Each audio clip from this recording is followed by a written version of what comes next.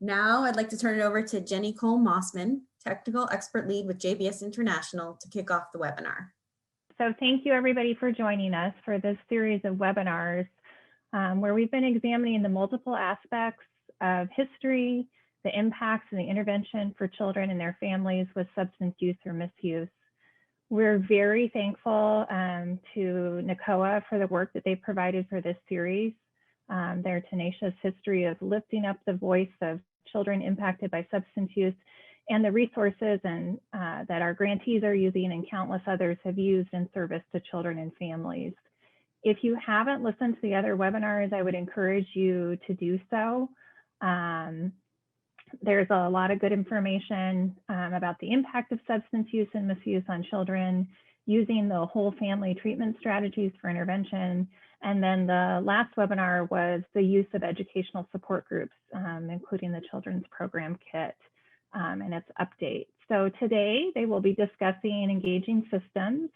And this collaborative system work is really an integral part of the OVC grantees work in their objective to engage multiple systems in the community to respond to the needs of children and families impacted by the opioid crisis and broader substance use. And we know that that work is challenging and often slow. And then we've had the added difficulties. I know most of my grantees have talked about engaging partnerships and keeping them that way during COVID has really been a challenge. So I'm going to pass the floor to Sis Wenger, President and CEO of the National Association for Children of Addiction, for the webinar today. Thank you for joining us. Good afternoon. It's wonderful to be with you again. NACOA is delighted to be presenting these webinars and helping people to work closely together to change systems that will impact the lives of children who are impacted by addiction. Today we have three wonderful presenters. Dr. Tian Dayton, who will be addressing issues relating to taking care of yourself in these difficult times, and also in telling us where a lot of the stress and trouble comes from with these children. Mr. Jacobs is going to talk to us about the life that he's had, where in various jobs he has found ways to help individual children, and he's used the Help the Family system so that everybody can get better. So we're looking forward to that. And then finally, Ellen Morehouse, who's been a leading voice for educational support for children who are troubled or in trouble for now, probably, she doesn't look old enough, but almost 35 years.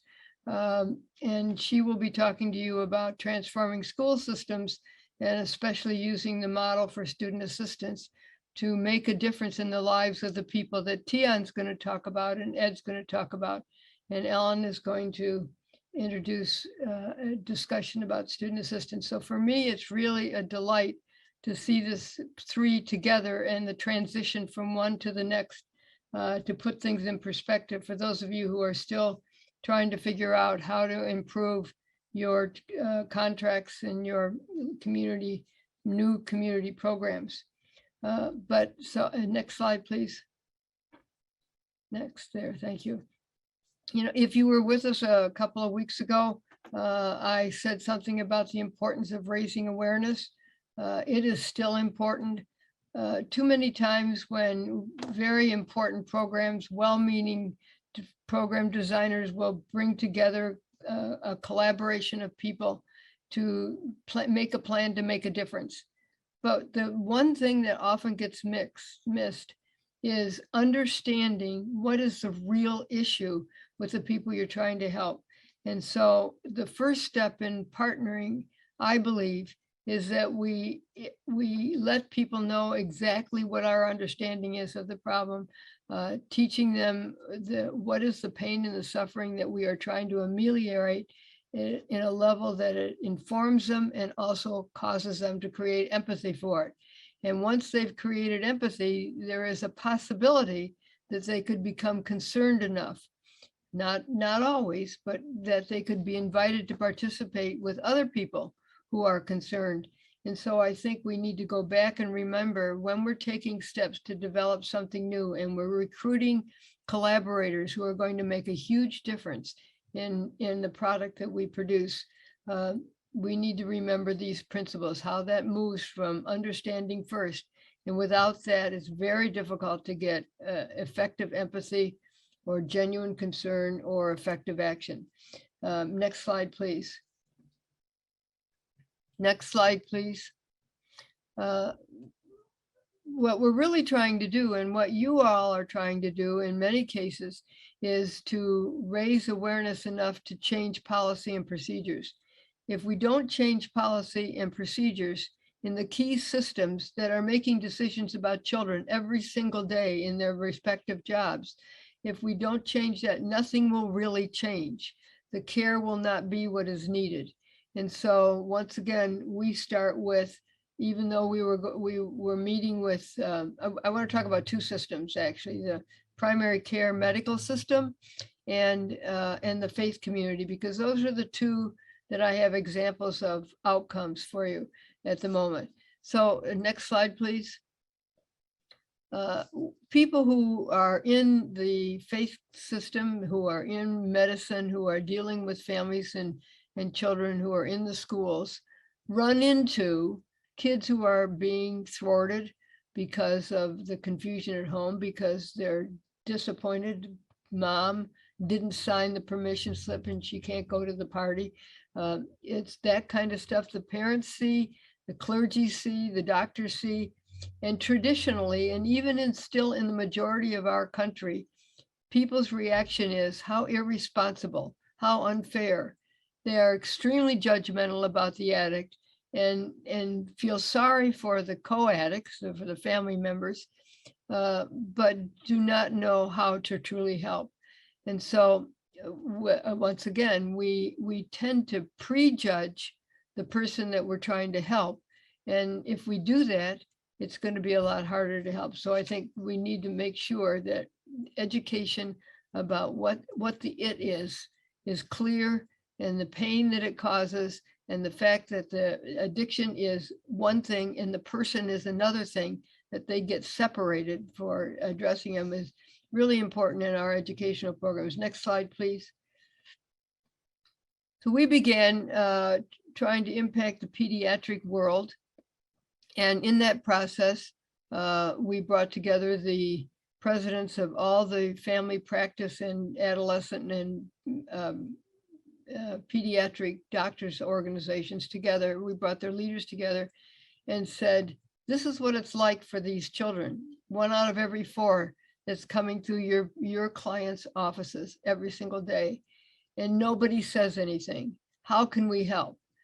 And when you have a message, you have a program that you know works, and you want to engage community collaborators, please consider making sure that they truly understand the depth of the problem so that they can be effective colleagues for you.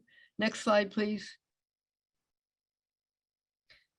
One of the documents on the previous slide was a packet that was put together by doctors for doctors to make an office prepared, all the people in the office prepared to play their role in intervening for children of substance abusers if it comes up, and then the doctors were going to be more willing to ask the questions. So that kit was given to this magazine and with the idea of getting an article in it. This is a magazine we call the RAG for pediatricians. This is where they get all their hints from their fellow doctors. It's not solid research papers, but it's practical actions in the setting of a doctor's office. So what they did was they liked it. So they wanted pediatricians to really understand, and they did a deep dive into the project and wrote an article that not only was on the front cover, but multiple pages, giving the practical help to the pediatricians. That's the kind of thing that really produces help among the partners that you really want to come together with. So moving on to next slide, please. Moving on to what we want to ask these people to understand. They need to understand that these children are the first people hurt and the last ones helped whenever we're having programs for helping addicted family systems. These children don't believe that anyone cares. They are disappointed chronically by broken promises. I think if you remember Jerry Moe's stories, that was one of the things that he showed was so clear. And because of that, they were feeling very unloved. Next slide, please. So that's where we start with the education. This is a pamphlet that has, and I would encourage you to go to our website and get this, or ask us to send you one. We understand enough of what children need to know to be able to help take care of themselves in spite of what's going on.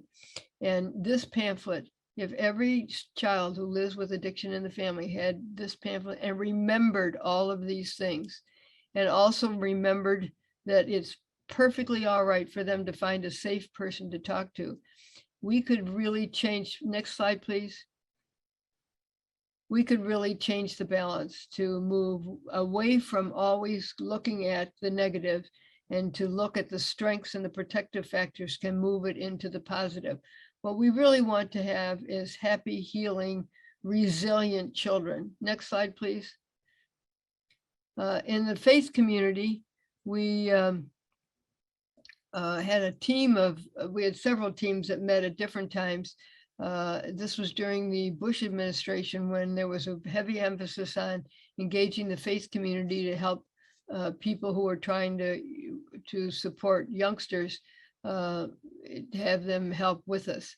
And so there was a meeting of a team of seminary program developers.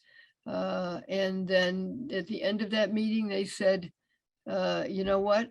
Do what we told you to do, but go on back and do what you did with the doctors. Create course competencies for clergy, and then create programs that we can use. So what we did was we did exactly that. We followed their instructions. We got the heads of the key key seminaries in every denomination we could consider. We had the president of the seminary for the Jewish population. We had the executive vice president and academic dean for a Catholic graduate school, etc. And why did we do this? Because they said we need tools, and these are the tools we need. We need the story of how it happened. So that's the book on core competencies. We need articles in our own journals. So that's what we did. And we need a seminary. We need a seminary curriculum that can be used the way seminaries teach, which is in small pieces or whole courses. Next slide, please. And they said, go out and teach as much as you can. And so over a period of several years, we did one-day programs of clergy and other faith leaders in community after community, till we covered almost 10,000 of them over a period of a number of years. And this was a manual that we put together to give them the information they need that backs them up on what they were learning in the one day. And so now I'm back to the raising awareness. It's very hard. It's almost impossible to absorb everything that you need to know about addiction, its impact on children, and how you can do something about it in one day. And so what we did was prepare corollary information that enhanced the things that were touched on. And these gave tools. So once again, we're giving tools to the people who we're trying to reach. The goal is not to get them in charge, not to get them on our board of directors, not to get them on our coalition board. The goal is to get them to understand their role in saving the children that are in the families that they deal with every week, but don't see. And when Ed's talking a little bit, he'll talk to you a little bit about how easy it is not to see what they're looking at. Next slide, please. These are posters that we created for people to put in church. Now imagine if you are in a faith community, imagine going to your services on a weekend and you walk past a poster that says alcohol and drug abuse hurts everyone in the family. And it doesn't have to be that way. And then there are pamphlets there. The one that says it feels so bad is for the teenagers. We certainly weren't going to put anything about alcohol or drugs on the cover. We put on the cover how they feel. And then we translated them into Spanish. And so these are pickups. that we have found have been very popular, not only when we've done trainings, but then afterwards. Next slide, please. And where am I going with all of this? Where I'm going is that we have children, millions of children in this country who are living with actively addicted parents or caregivers who have been doubly damaged by the being locked in the home, which is often not safe throughout the pandemic. And we are paying great attention in our country in funding streams, etc.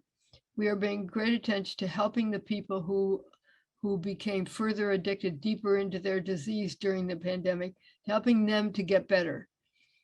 Behind them and around them in many cases are little children as well as struggling spouses or significant others.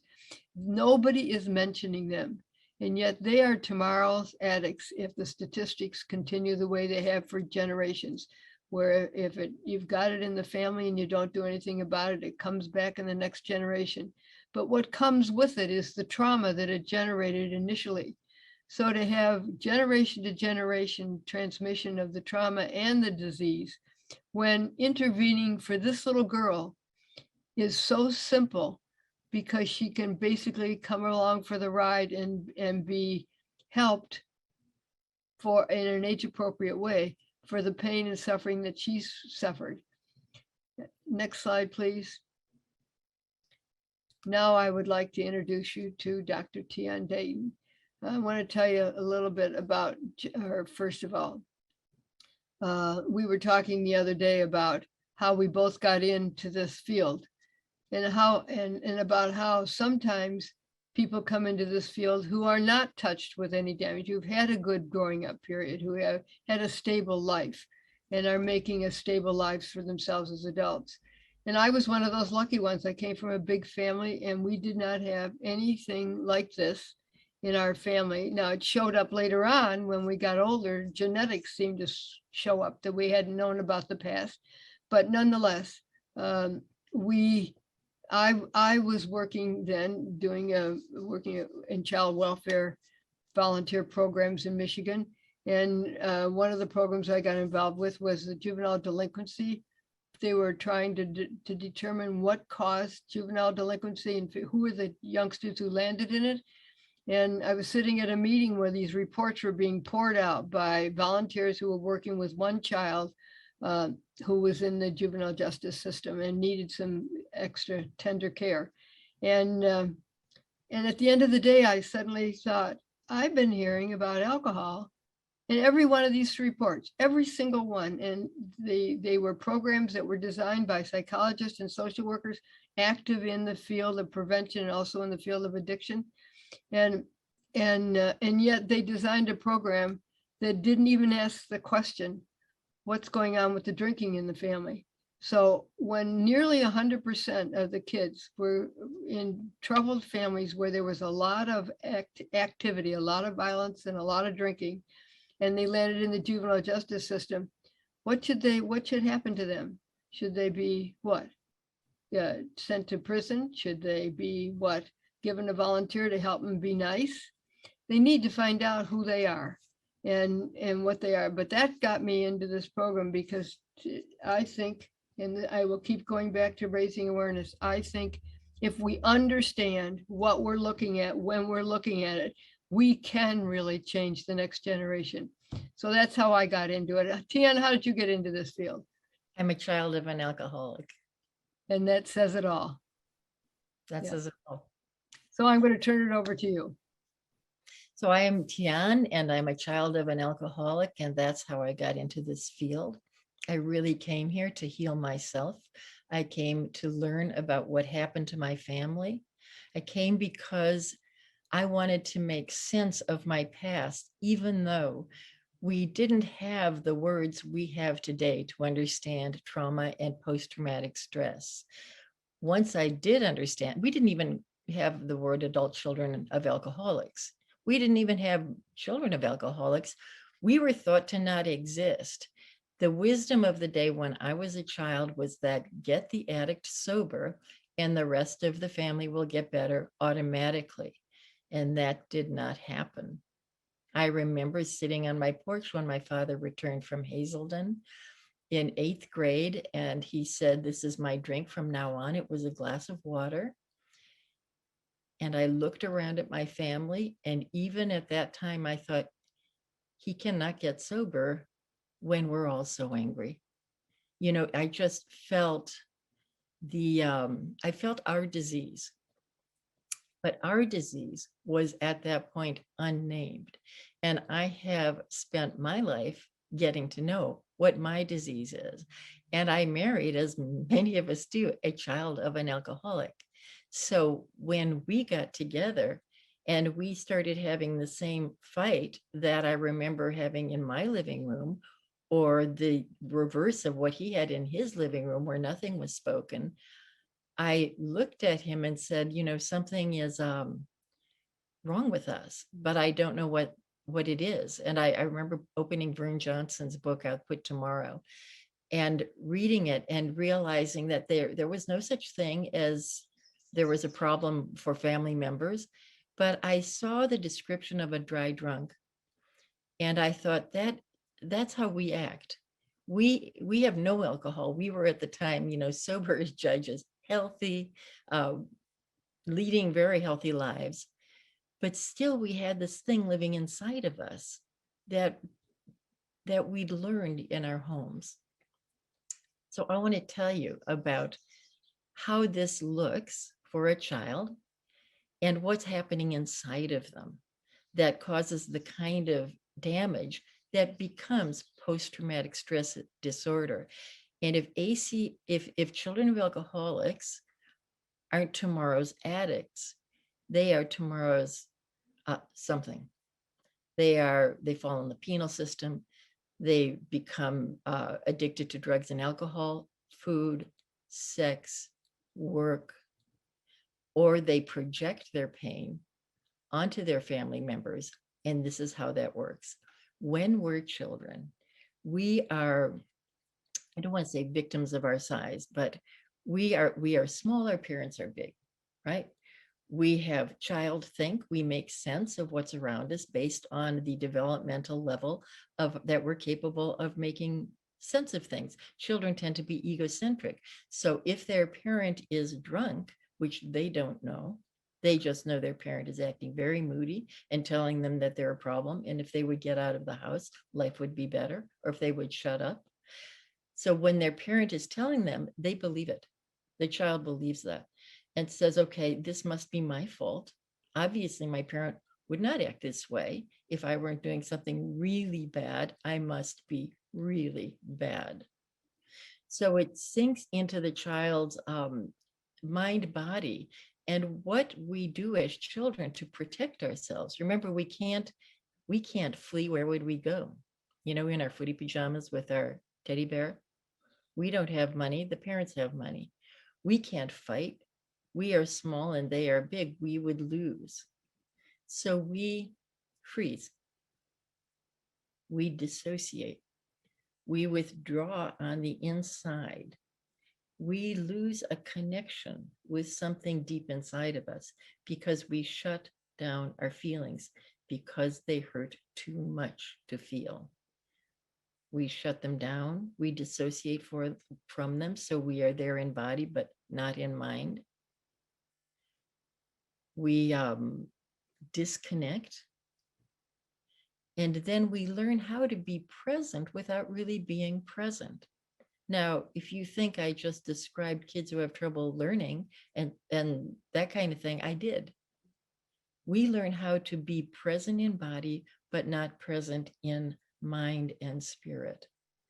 We lose a connection with our authentic selves so that when we need the information we would get from ourselves in order to make good life choices and in order to get our gumption up to make friends and to do what we need to do, we have some inner hurdles to go through. Now, because of this neurological and body component to being hurt, that pain that we're experiencing if we're lucky, in a sense, goes underground so we can keep functioning. And that is, by the way, the reason we have defenses, so we can keep functioning. And it resurfaces again in adulthood. And this is how that happens.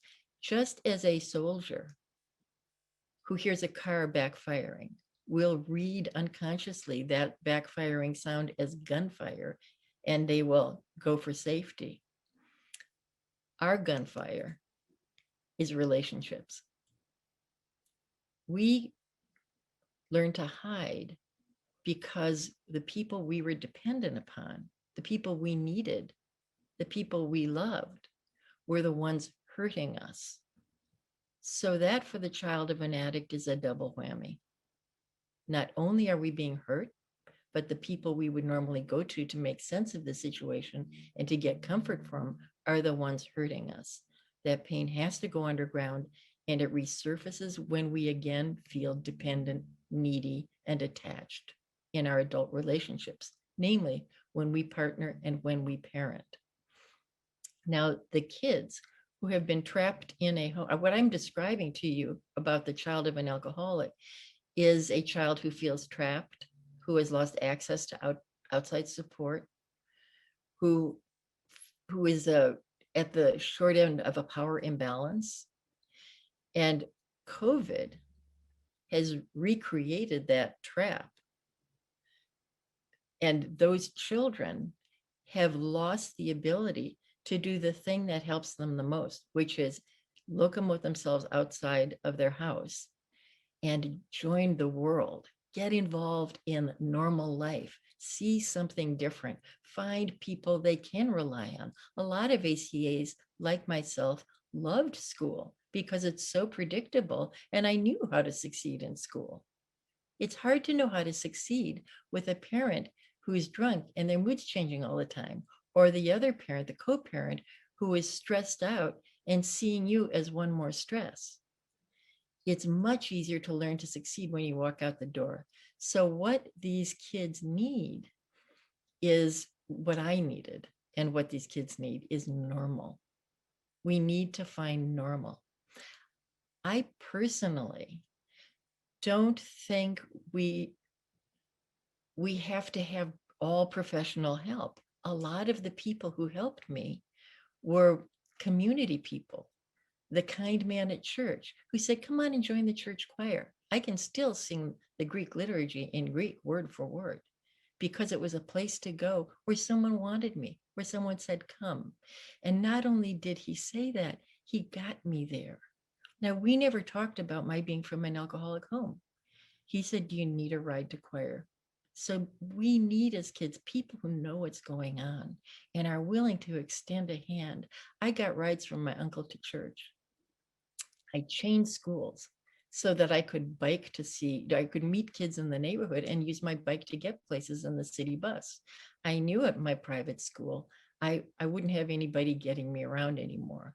So we need to get our kid life manageable so that a kid like me who's happy to jump into life and wants to reach out, and by the way, who had a family who was in big trouble, but a really good family, a really loving family, just in big trouble.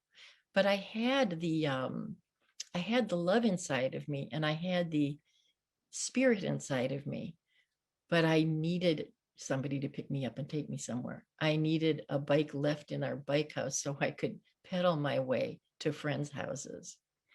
So if you understand that what the kid in the addicted family home needs is a safe space, not always even a shoulder to cry in, but a corner of a couch to sit on, to curl up on, and get a snack and do homework somewhere where it's not chaotic. Some place where people are playful, so they can remember we get very serious. We're the kids who make our own lunches. We're the kids who make our siblings' lunches, help do our own homework by ourselves, who know much better than to ask for help from our parents. My childhood was writing my own speeches, doing my own homework, figuring out how to get my own lunch and getting a job so that I could buy what I needed. That's the life of a lot, and I was one of the lucky ones. So I want to emphasize that the kind of help that can happen at the time that the child is young will last not only for their lifetime, but for their spouse's lifetime, for their children's lifetime, and for their grandchildren's lifetime. It will enable them to pass on less pathology. Now, if they're lucky enough to find a program like Jerry Mose or Ellen Morehouse or Ed Jacobs, then they're going to really get some substantial help that will help them understand that what's going on in their home and that they have choices. But if they don't have somebody who's trained, it doesn't matter. They need love. They need someone who knows what's going on in their house and that it's bad. And they need to understand that this kid is trapped. But if I help this kid walk out their door, the world can be in color again. I used to feel like I lived in a house like in The Wizard of Oz that went cycling through the air and landed, and that everything in my house was black and white. It felt like it was in black and white, but that when I opened the door, the world was still in color.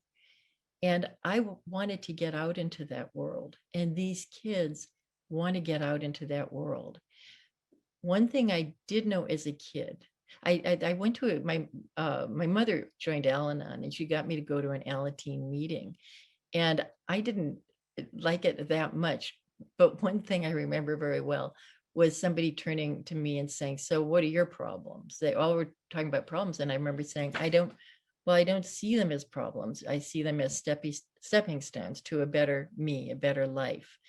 And now that I know today was a rather defensive reaction on my part, but I needed that defense as a kid. I needed not to go down deeper than I was able to go down, because I had to suit up and show up. I had to get up every morning and face my life. And I had to do it without the support of my parents. So I needed some defenses, but I needed people who cared about me, who helped me get to the next place. So even if your kid can't open up, they might be more like me and they just can't go there. Believe me, they'll get there later if you just tell them there's a place to get to. They need to know they've got a future and to see their problems as temporary. And they need to know how to make good choices. And some kids need help for that. I was really lucky in that I had an extended family system and a church and eventually a good public school in my area, so that I could get by osmosis the help I needed, even if no one talked to me about the alcohol in my home.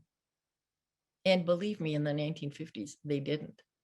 But there were caring people, loving people who looked at me and knew that things were pretty tough. And when they saw my father show up drunk to pick me up from school, and most of the time not show up.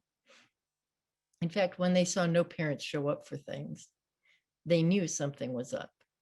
And it was those teachers who were willing to reach out to me who really made a difference. And here are the ways they reached out. They sound pretty unconventional to people today, but the ones I will never forget, one was a school nurse. I went in with a migraine. I was a kid who got migraines pretty regularly. And she sat me down and she said, "You're gonna hate me today, but you'll thank me tomorrow. You can't go home." And I cried for the first time in a year. All that pain that was in my head, I sobbed and sobbed, and she just kept giving me glasses of water and Kleenex. She covered me up with a warm blanket and said, "You stay here for as long as you need to." And I never got another migraine. There was my English teacher who one time handed me a book of signed pink passes This could never happen today. But he said, you're a really good kid. I know you need to get out of school sometime, but I don't want you getting in trouble. You take one of these passes when you need to go out for coffee with your friends. Was the gym teacher who sat down and said, what's going on? Is there any solution? And I said a little bit about what was going on in my family. And she just knew it from then on. And she let other people know it. And that was what held me long enough so that when it got time for me to go to college, for example, and no one said, no one in my home said, Tan, do you want to go to college? It was somebody in my school who said, do you want to go to college? And I said, yeah, I would like to. And she said, okay, well, do you want to sit for the test? And I said, okay. I passed the test. I got in college. And I took, and this, I'll end with this story. I took 3 buses. I never talked to my parents about it, but I knew I knew I needed to get myself into it. I took 3 buses. I went to school and got all my classes organized. I got a job because I thought my parents would say, I'll pay for it. And then my father would renege being drunk and my mother would perhaps not do it. And so I bought a hairnet. I got a job in food services and we never talked about it. So outside help for me was worth everything. And the PTSD that I carried that showed up again in my marriage later, and make no mistake about it, that is a post-traumatic stress. That is trauma that went underground that shows up later in life. That PTSD, I was in a good position to address later in life. And then I have made my life about helping other people address it. So I turn it over to Ed and Ellen from here. Doctor, I can't thank you enough. That's a tough act to follow.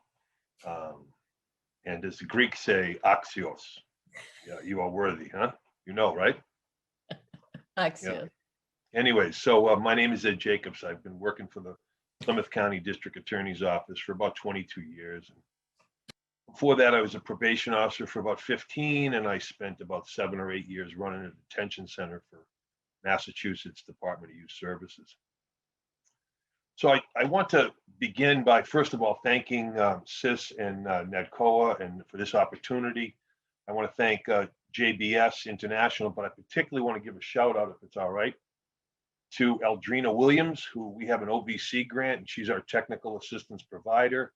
And Miss Williams has been invaluable, and I wish I'd had her on all my grants over the last 23 years. So kudos to her. She's a wonderful lady, and I've really appreciated her guidance. So a couple things to think about for me is back in the early part of my career was kind of the point where things changed. I came out of undergrad. In interest of full disclosure, I've probably told 40 people about this in my life, and now I'm about to tell 145. I had a brother who was involved in substances and 10 years older and brought kind of chaos to the family. And when I was 15, he was 25. He took his own life. And so it was years later that someone said, oh, well, you know about the wounded healer, don't you? And I said, what's that? And I was 10 years into the career and hadn't even thought about how I ended up where I ended up. But anyway, so these things happen. Sometimes you, as the doctor said, you carry on. And then now I look back and I say, oh, now it kind of seems to make sense, the direction I took in. A couple of experiences I wanted to share with you from my early days. One of the first ones was a young girl who was in the juvenile detention center. And this happened a number of occasions. It was probably my first couple months there. And she was 12 and there was another girl who was 13 and they were charged with prostitution. And I remember thinking like, wait a minute, what 12-year-old, 13 years old, charged with prostitution? How does this happen? Now, today, that would be unheard of. So what I'm going to try to get to is that as we start to think about children and the backgrounds and their influence and their lived experience, we can then start to think about, are they in the right place they're supposed to be? Should they be in the juvenile court or should they be somewhere else in a family court or even a drug court?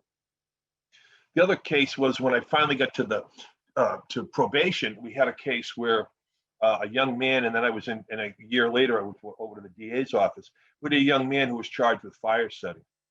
And the ADA, young ADA, right out of law school, was going to prosecute this case. This was serious. He could have burned down the school, et cetera, et cetera. But we needed to remind that young ADA that that child had been a victim of brain damage by his father, who had been drunk and took out a rage on him. And to kind of try to bring that about, and I'm going to say more about this in terms of data and statistics, I just took a look at a study of the number of kids that we had who were being prosecuted by the district attorney's office. And I looked back, and 33%, or about 1/3, had been not as defendants before they were the DA's office, but had been the victim of the abuse or neglect or had witnessed some kind of trauma. So here we had these young kids who had been our witnesses to prosecute someone we were now prosecuting. And it just seemed to me to be somewhat counterintuitive. We needed to think about changing that. So then I would say to you, this becomes the part about data, and data becomes really important for me. So much of what we're doing is about relationships, but I found early in my career that data helped me make cases and make arguments to people who would say, oh yeah. So I'll give you an example. When we first started to talk about children who witness violence, or Betsy McAllister wrote a beautiful book called Children Who See Too Much.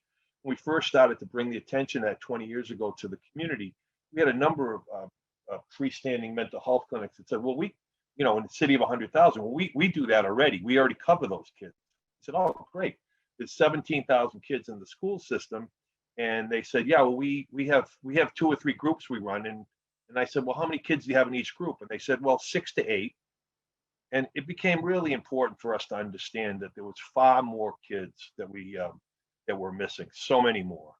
And so we started to take a look at police reports, and we started to take a look at were children mentioned. And then we started to ask police officers to really look for children at the scene. Were there children present? Whether they witnessed anything or heard anything or not, were the children present at the scene?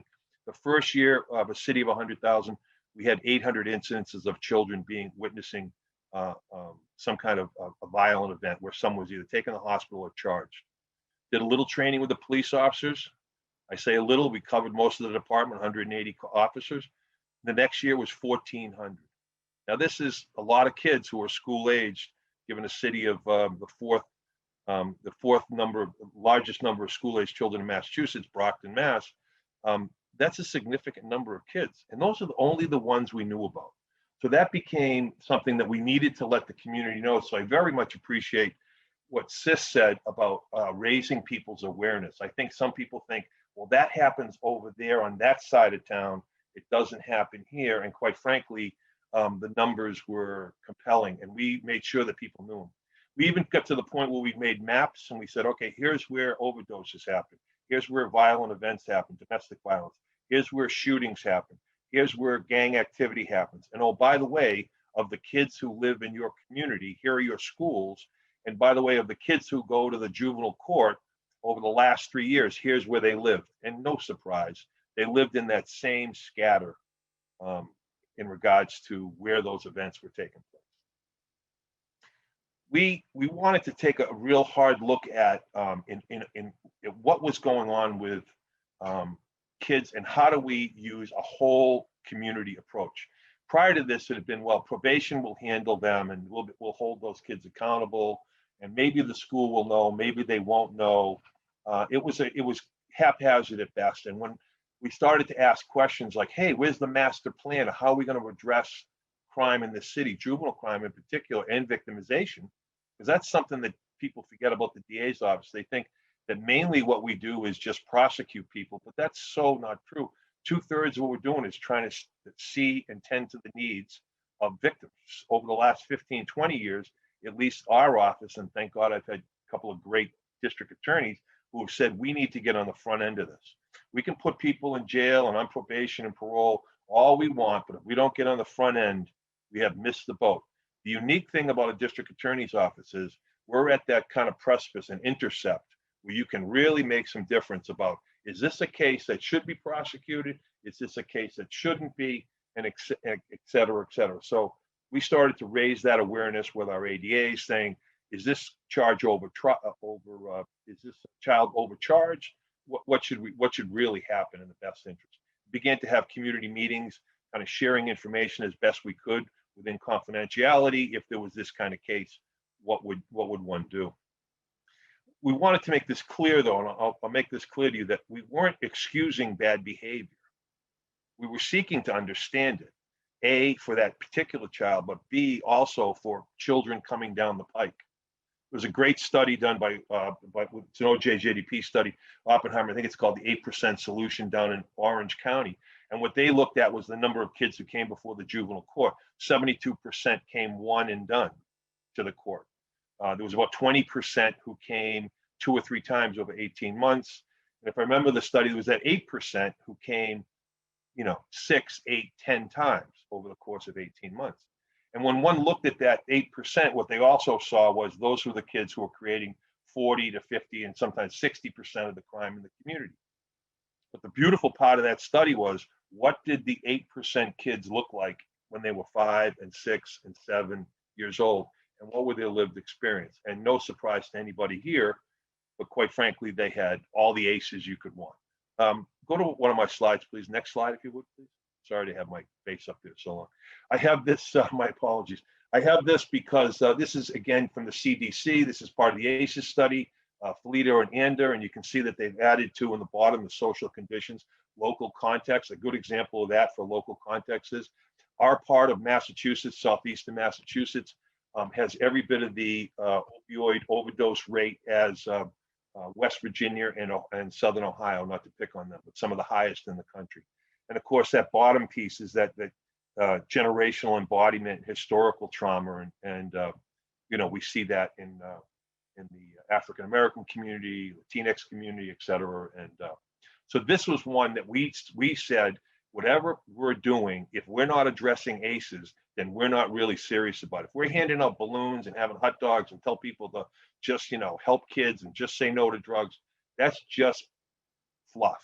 What we really need to do is look really the hard places and start to talk about things that are difficult to talk about, that are stigmatizing. Again, childhood trauma, and looking at issues of substance abuse and addiction, if you will.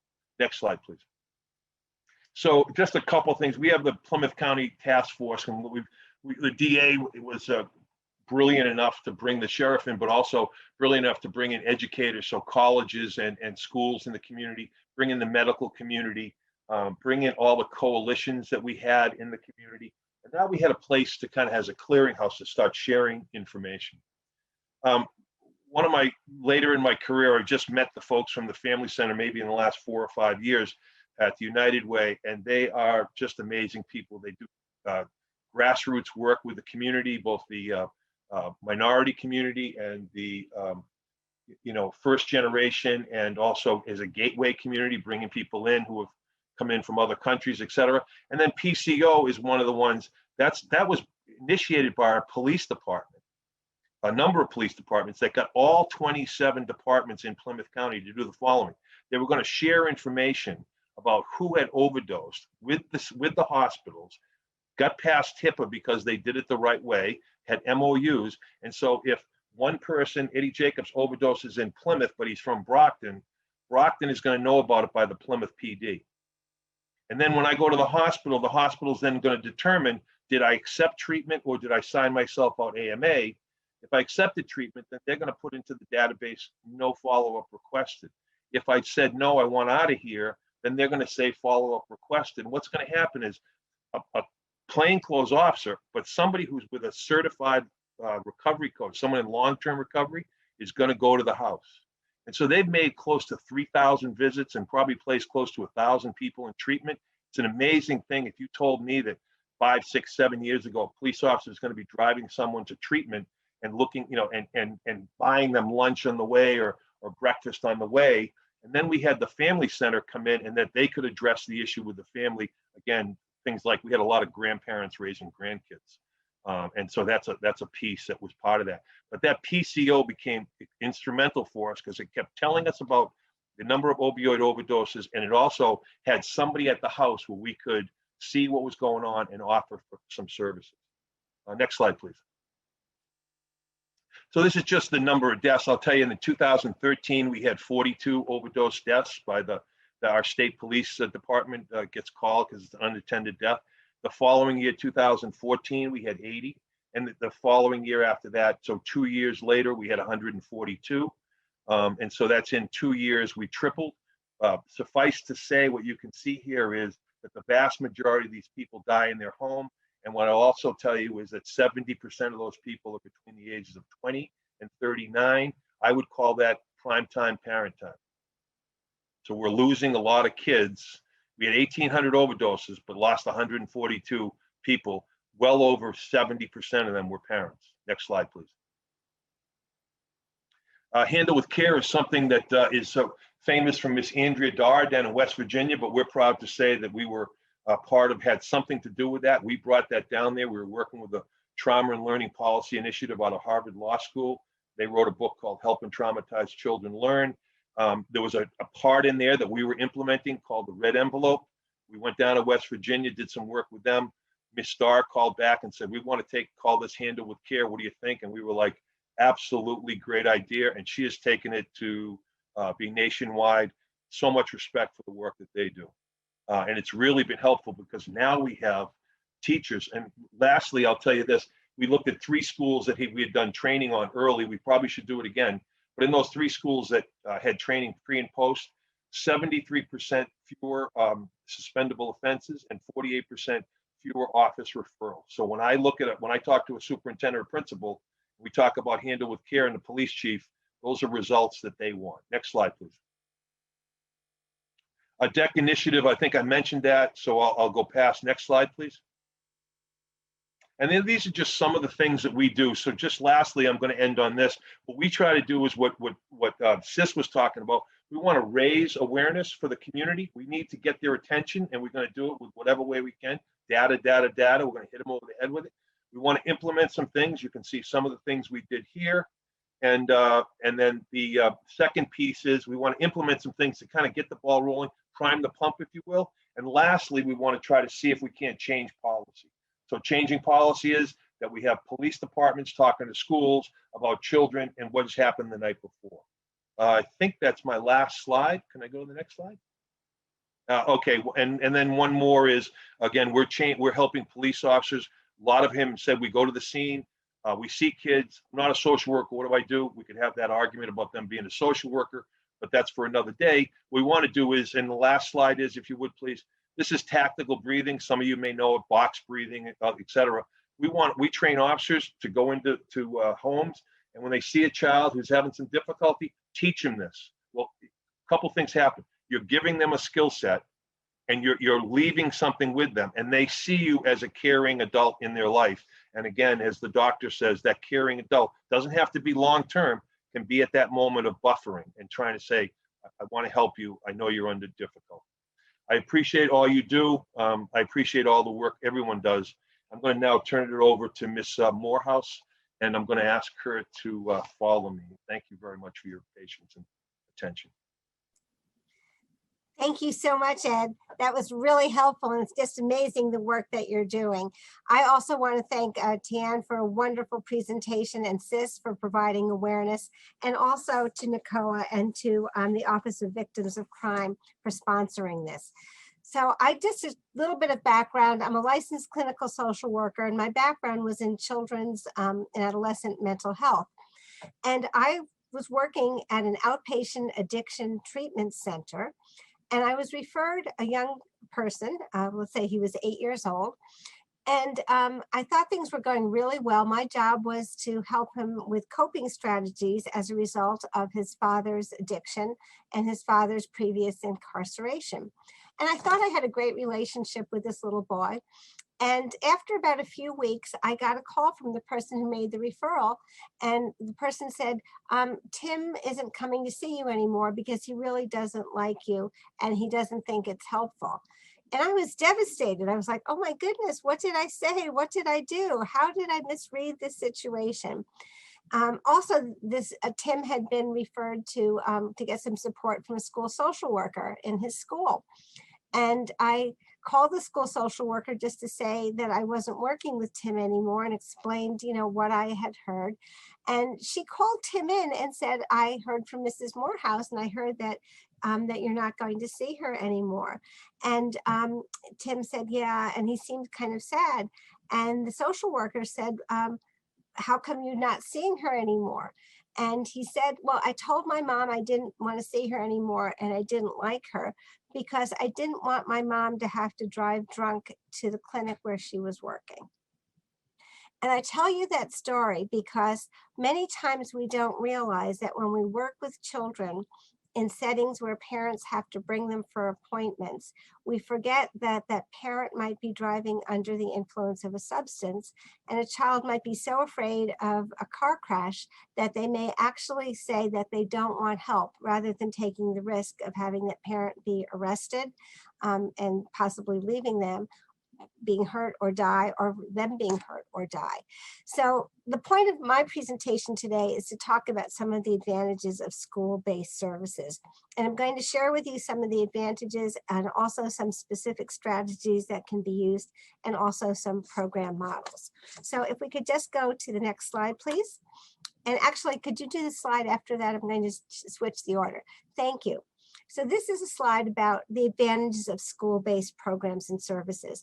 And you heard, Tian's story about how much the nurse helped her and actually kept her from having migraines. And also about how different teachers reached out and helped her. And also you heard from Ed about the advantages of the Handle with Care program. So it is so important for the school to identify and provide support for students who may not have access to support any other place. They may be lucky enough to have support from a pediatrician who's had the training and awareness that Sis referred to, or a clergy person who's had the training and awareness that Sis referred to with the Clergy Project. But for many of the kids in the country, school is really the only place they can count on for support and safety. And again, I know for some students, school isn't supportive, but for most it is. So in terms of accessing services at school, let's just use Tian's example for a minute. And she talked about the migraines and going to the nurse.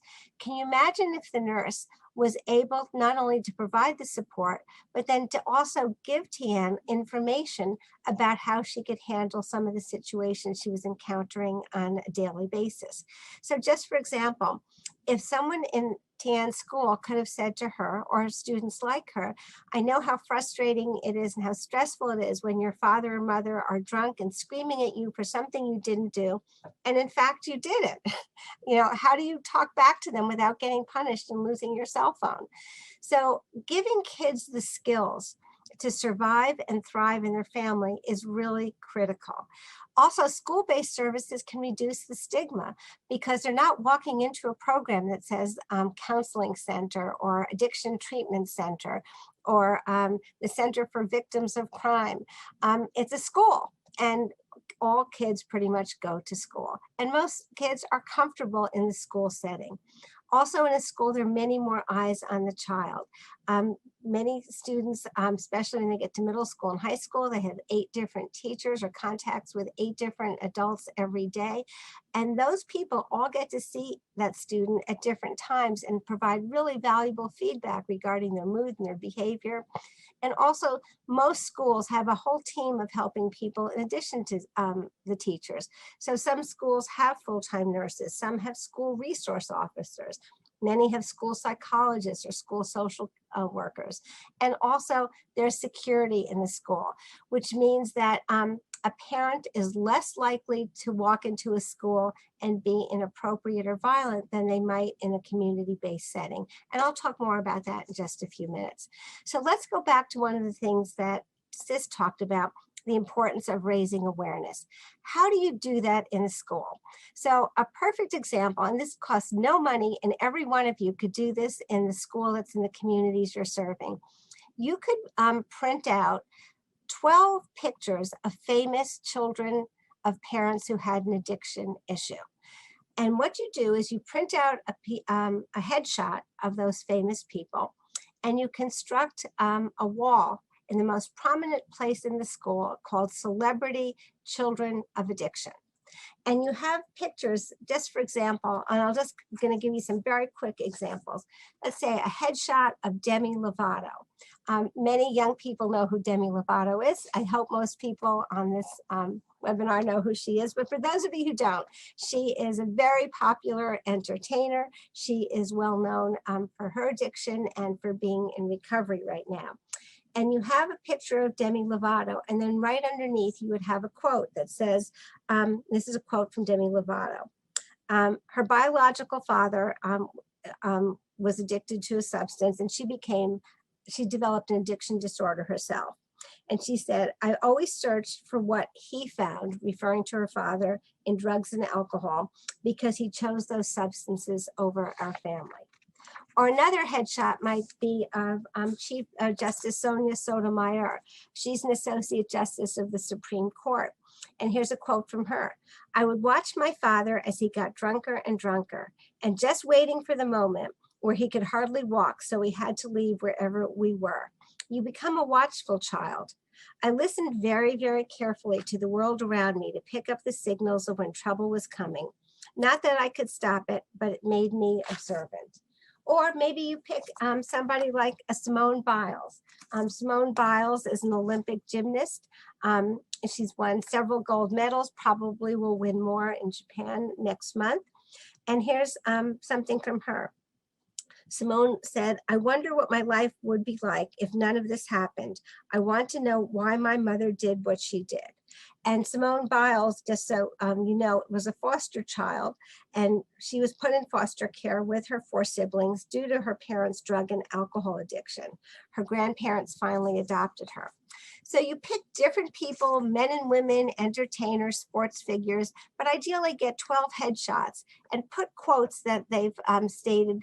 And then what you do is you leave that up for an entire week at the most prominent wall in the school. It could be in the cafeteria or the main wall.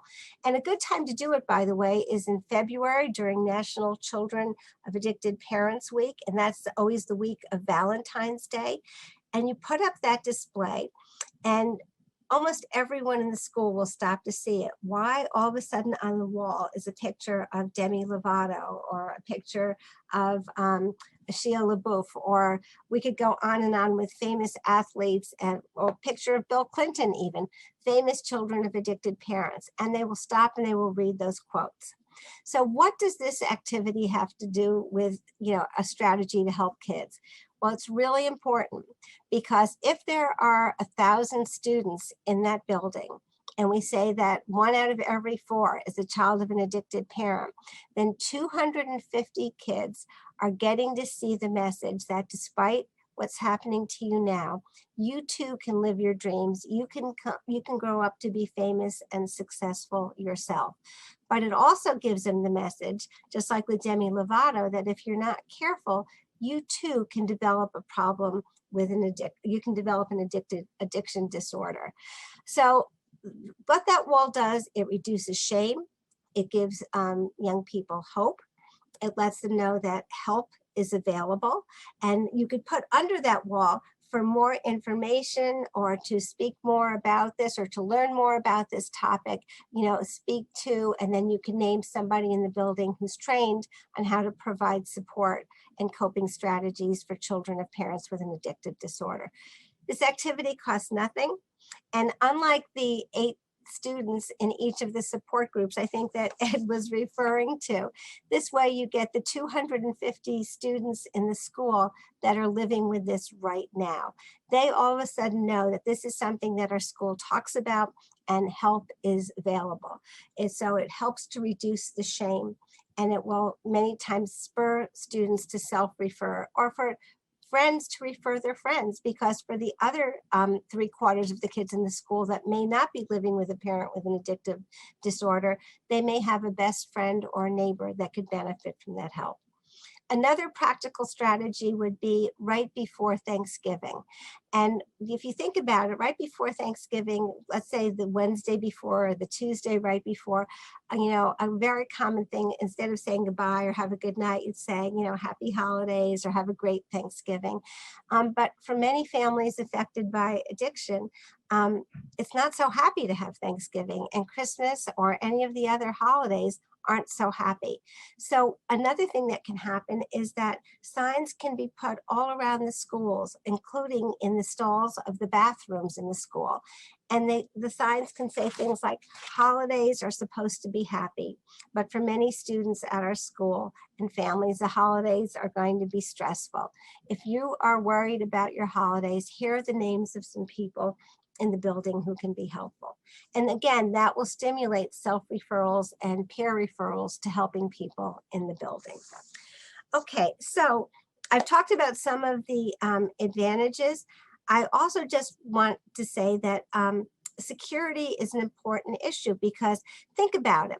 An actively using parent doesn't necessarily want their children to get help if they're going to be exposed. Now, this is while they're active. Obviously, people who have an addiction disorder and are active, many times their perception is altered and their judgment is altered. So they're not always aware of the decisions that they're making. So people who work with children of parents with addiction disorders also need to be safe. And usually when parents walk into a school, they pull themselves together. They're a little bit less likely to stagger into a school. They're a little less likely to throw up in a school. They're a little less likely, to look inappropriate in a school. Yes, it sometimes happens, and we can talk about that also. Whereas in a community-based program, it might be not the same kind of self-consciousness. All right, so let's talk about some models. If we could go to the next slide, please. Next slide, please. No, the slide before, I'm so sorry. Okay, student assistance programs. So student assistance programs have different models, and many schools in the United States have them. And usually they consist of a specialist. Oh, I'm sorry. Can we just go back to the slide? Thank you. No, the slide just before. Yes, that's it. Thank you. Specialists who are working in the schools, and their primary goal is to provide substance use prevention and early intervention. But they're really available to do the wide range of prevention activities and services. And many student assistance counselors are also trained and licensed clinicians. So they might be licensed clinical social workers or licensed mental health counselors or licensed marriage and family therapists. And they're an adjunct to a school's pupil personnel team. So they work side by side with the school psychologist, the school social worker, the guidance counselors, and the school nurse in supporting a child. And because they have special training in substance use prevention, they can be more attuned to working with children of parents with an addiction disorder.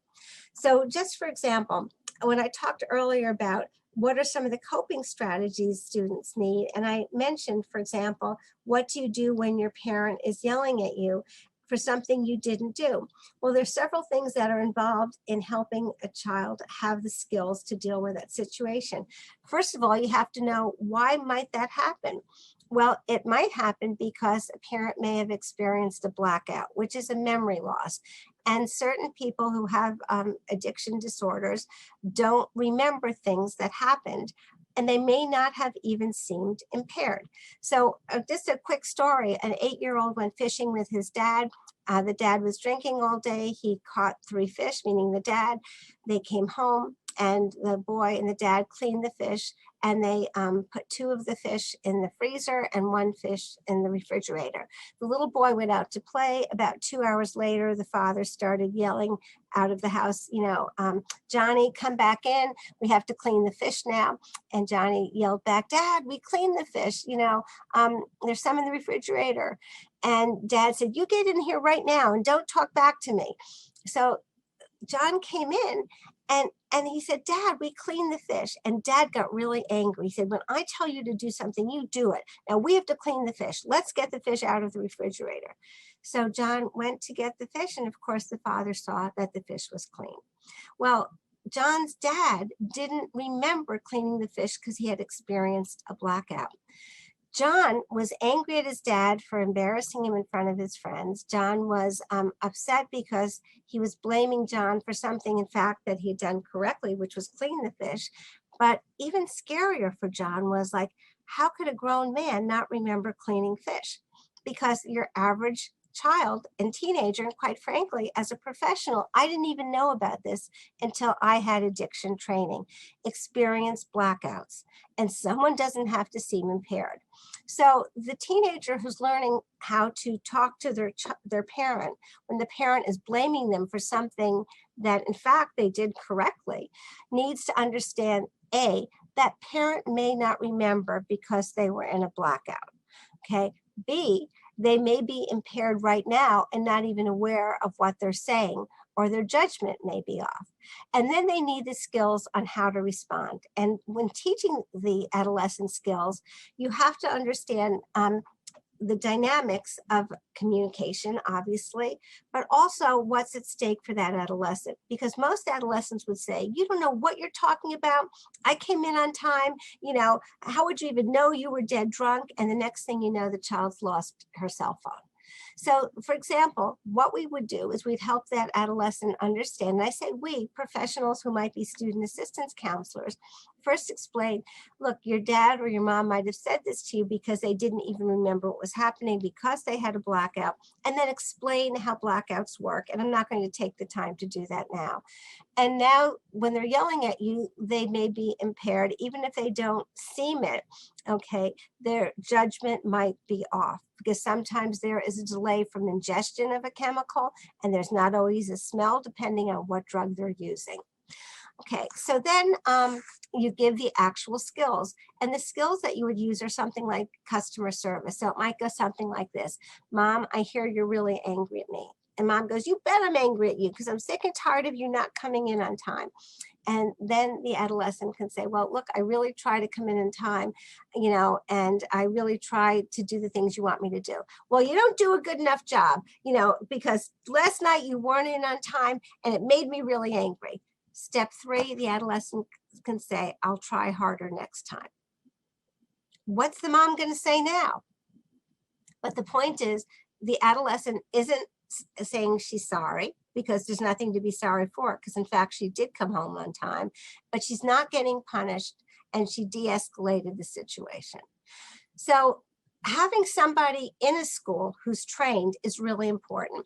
Now, many schools say, well, we don't need somebody. We have, you know, a whole team of people who can help our children. Why do we need someone from outside the school to come in? Well, because everybody can't be an expert in everything. And if you have a community agency or a governmental agency that has expertise in substance use prevention, especially understanding how addiction can impact adolescents when addiction's in the family, that's really something that can be useful. Saying we don't need a specialist is like a school saying we don't need a school resource officer, or we don't need you know, a variety of other services that can be very helpful. Now, in some student assistance models, the school actually hires their own person to be a student assistance counselor, and that's fine too. But that person, unlike the school social worker or school psychologist or guidance counselor, links with the substance use prevention, treatment, and recovery agency of their county and state. So just for example, when there's new information about a new drug, like fentanyl being mixed, let's say, with opioids, usually there's an alert and that goes out through the Department of Health and Human Services, and that goes to the Substance Abuse and Mental Health Services Administration, and that goes to all the 50 state agencies that are in charge of substance use prevention, treatment, and recovery services, and then it goes down to the county level, and then it goes down to local government levels, and then it goes down to the practitioners who work in prevention and treatment agencies. Listen to what I left out. I never said the education system. So having somebody in the school that's connected with the system that has to do with substances is really, really, really important. Also, a student assistance professional is going to provide the full range of prevention and activities and services. I gave examples of awareness, like the pictures in the hall. I gave an example of some coping strategies, and the coping strategies aren't just what I told you about, but like, where do you study? How do you go to the prom when you don't want your date to come and pick you up and see, what condition your mom or dad in? And I could go on and on and on. And also provides early intervention and referral to treatment. When one superintendent said to me, why should we pay for or help contribute to or let in someone who can do this kind of work? I asked the superintendent, why do you have a cafeteria? And he got really aggravated. And he said, so kids can eat lunch and sometimes breakfast. I said, yes, but also the reason that schools have cafeterias is because 50 years ago, there was research that said that kids don't learn as well when they're hungry. Well, I can tell you there's a ton of research that shows that kids don't learn as well when they're worrying about their mom falling asleep with a lit cigarette because she's drunk, or they're worrying about their dad being in a car crash because he's going to be driving home from something impaired by marijuana, or they're worrying about, is their mom going to go to a place to buy her drugs and get robbed or get beat up? And he got the point. So student assistance programs or specialty services in schools, I think, are an integral part of student success. And I think all of you that are listening and that are in programs that are in agencies or community coalitions that are concerned about children of parents that have addictive disorders need to be advocates to have programs put in the schools.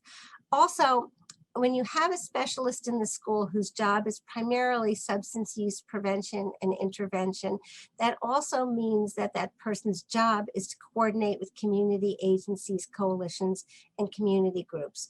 How many of you have tried to get the school social worker, assistant principal, school psychologist, counselor to come to one of your meetings or a webinar or training? And what they always tell you is, I can't get out of the school. I've got this meeting, I've got that meeting. But if it's the person's job to go to the meeting, then it's a different story. And many times that person can be the liaison between what's going on in the community and the school. And last but not least, student assistance programs can really focus on the high-risk students. And that has to meaning and including children of parents with addictive disorders, that if you can identify the kids that may be having troubles or not acting the way they should be acting or acting in a way that's different, and then someone's there to do screening and assessment, including screening to determine if somebody has addiction in the family. Simply asking questions, the screening questions that were developed back in the 80s, if you can believe it, by the CASPAR program in Massachusetts. Do you ever worry about your mom or dad's drinking, use of medication, or use of drugs? Do you ever wish they used less? And do you ever wish they wouldn't use at all?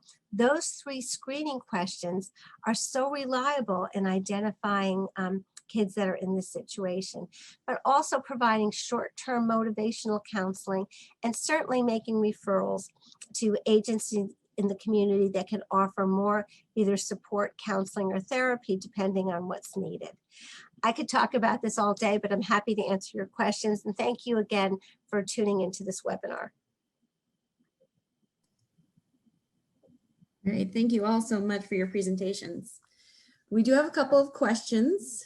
Actually, one just came in for Ellen about school-based services. Our agency has tried to partner with schools to offer services to kids impacted by addiction. And one of the barriers we've run into is that parents won't agree to referral out of fear of us calling our CPS agency and filing a report for neglect. How do school-based services address this concern? Are there services that kids can access without parental permission or involvement? Yes, am I muted or unmuted? We can hear you. Okay, great. All right. So, depending on what state you live in, there are great rules regarding confidentiality. And in most of the states, students can access a substance use prevention professional without parental consent because you are providing education. Okay, you're not doing psychotherapy, you're not doing treatment, you're giving information, and therefore parental consent is not needed. And if you'd like to email me separately, I can give you a lot more information about this. But parental consent is not a barrier. Great, thank you. We had a question come in during Tian's presentation. How can we encourage youth to start talking about their emotions while living with alcoholic parents or guardians? I'm currently leading talking circles for youth in my community. Youth in my community have trust issues with adults. How can I encourage them to start trusting me as a wellness case manager? Oops, I think you're on mute, Tian. I would remove the focus from talking about what's going on in their homes because it might be too much for them, to finding things to do that are playful and to play games together, to do bonding activities that aren't necessarily talking about problems, because when they sit in a circle and they talk about problems, that can be tough for them. I also have a process I've developed called floor checks.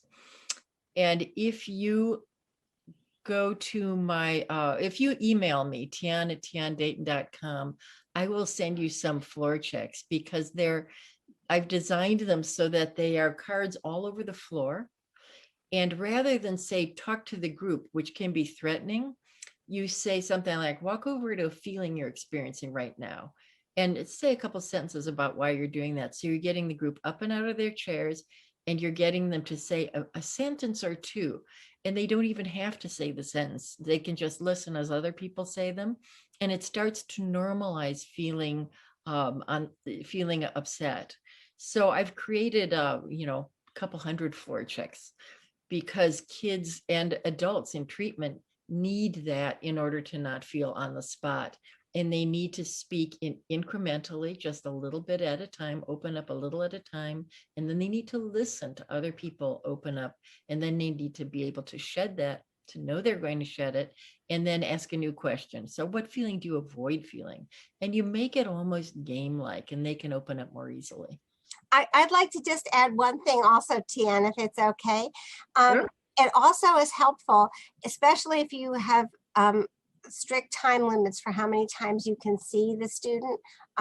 You can say, I want to take a few minutes and share with you some of the concerns of other students who have parents that drink too much or use too many drugs sometimes. And then you break the silence and you describe what it can be like for other kids. And then when you ask questions, you ask them in a depersonalized way. So instead of saying, how are you feeling about that? You might say, well, how do you think other students might be feeling about that? And they can talk about other students and not use the I word.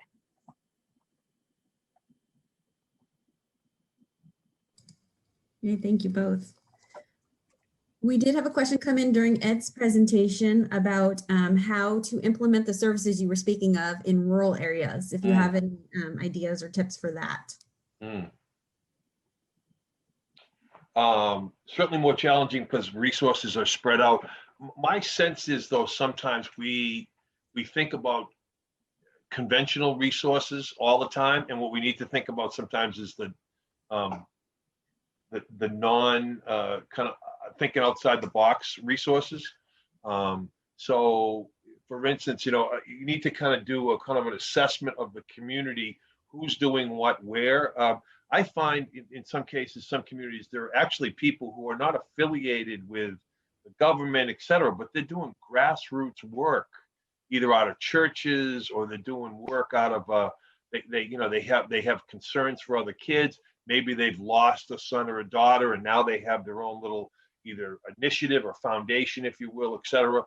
So it becomes more difficult because it gets spread out, but theoretically, the idea is that I would say is do a really good assessment of who's there, who's doing what the main needs are. And then again, now I have to say also this with Zoom, there's many things I don't like about it, but one of the things I do like is that we can cross distances.